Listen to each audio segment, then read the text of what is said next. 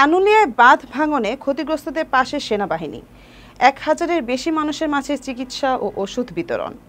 মোকাররম বিল্লাহ ইমনের তথ্য ভিডিওচিত্রে থাকছে বিস্তারিত। সাথে আছি আমি মুনমুন আমিন।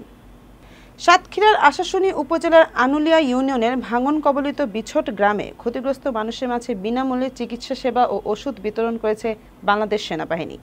রোববার ১৩ এপ্রিল দিনব্যাপী এ চিকিৎসা ক্যাম্প পরিচালনা করে যশোর সেনানিবাসের ৫৫ পদাতিক ডিভিশন।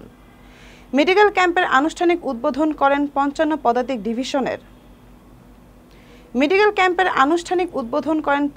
পদাতিক ডিভিশনের জিওসি ও Jessore area commander major general J M. Imdadul ইসলাম।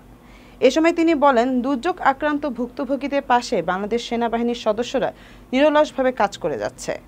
রিং বাঁধ নির্মাণ সহ ক্ষতিগ্রস্ত জনগণের সার্বিক সহায়তায় সেনাবাহিনী সর্বদা প্রস্তুত রয়েছে। আমি পূর্বে প্রতিশ্রুতি দিয়েছিলাম এখানে মেডিকেল ক্যাম্প হবে, সেই অনুযায়ী আমরা আজ চিকিৎসা সেবা নিয়ে এসেছি।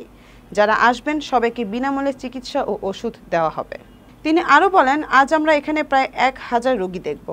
তাদের জন্য আমাদের পর্যাপ্ত ওষুধ রয়েছে। শুধু এখানেই নয়, দেশের যে কোনো অঞ্চলে যেখানে মানুষ অসহায় সেখানে আমরা সাহায্যের হাত বাড়িয়ে দেব। এরা আমাদেরই ভাই, আমাদেরই বোন এবং আমাদেরই আত্মীয়।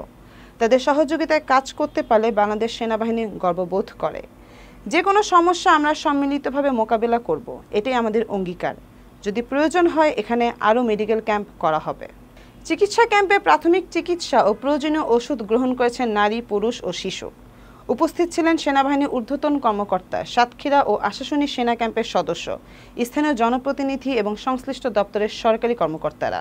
উল্লেখ্য, গত ৩১ মার্চ আনুলিয়া ইউনিয়নের বিছট গ্রামে প্রায় ১৫০ ফুট দৈর্ঘ্যের নির্মিত বেড়িবাঁধ খোলপেটুয়া নদীগর্ভে বিলীন হয়ে যায়। এতে আশেপাশের বিস্তীর্ণ এলাকা প্লাবিত হয় এবং হাজার হাজার মানুষ পানিবন্দী হয়ে পড়ে। প্রিয় দর্শক, এই ছিল এখনকার প্রতিবেদন। নিত্য নতুন সংবাদ পেতে আমাদের চ্যানেলটি সাবস্ক্রাইব করুন এবং আমাদের ফেসবুক পেজে ফলো দিয়ে রাখুন। মুনমুন আমিন, ITV বাংলা, ঢাকা।